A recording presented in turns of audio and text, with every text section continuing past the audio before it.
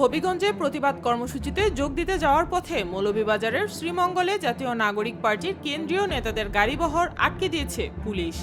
হবিগঞ্জে জারি করা ১৪৪ ধারার পরিপ্রেক্ষিতে দেয়া এই বাধাকে কেন্দ্র করে এলাকায় চরম উত্তেজনার সৃষ্টি হয়েছে।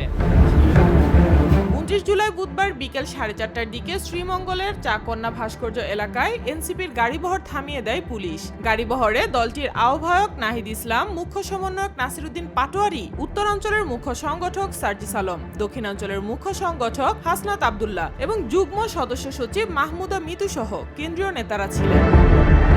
প্রত্যক্ষদর্শীদের ভাষ্য, হবিগঞ্জে বিএনপি ও এনসিপির পাল্টাপাল্টি কর্মসূচিকে ঘিরে ১৪৪ ধারা জারি থাকায় পুলিশ এনসিপি নেতাদের সেখানে যেতে বাধা দেয়। পরে দলটির নেতারা বাধা প্রত্যাহারের দাবি জানিয়ে পুলিশের ঊর্ধ্বতন কর্মকর্তাদের সঙ্গে কথা বলেন।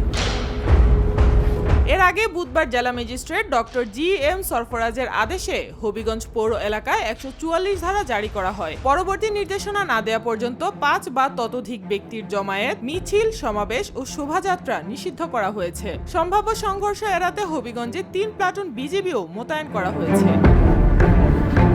মঙ্গলবার হবিগঞ্জে এনসিপির পদযাত্রা শেষে ফেরার পথে কেন্দ্রীয় নেতা নাসিরউদ্দিন পাটোয়ারি ও সার্জিস আলমের গাড়িবহরে হামলার অভিযোগ ওঠে। ওই ঘটনায় সাংবাদিক সহ কয়েকজন নেতাকর্মী আহত হন। এই ঘটনার প্রতিবাদে বুধবার সারা দেশে বিক্ষোভ কর্মসূচি ঘোষণা করে এনসিপি। একই সময় বিএনপির কর্মসূচিও থাকায় আইনশৃঙ্খলা পরিস্থিতির অবনতির আশঙ্কায় প্রশাসন কঠোর অবস্থান নেন। সাইমা আক্তার, নিরপেক্ষ।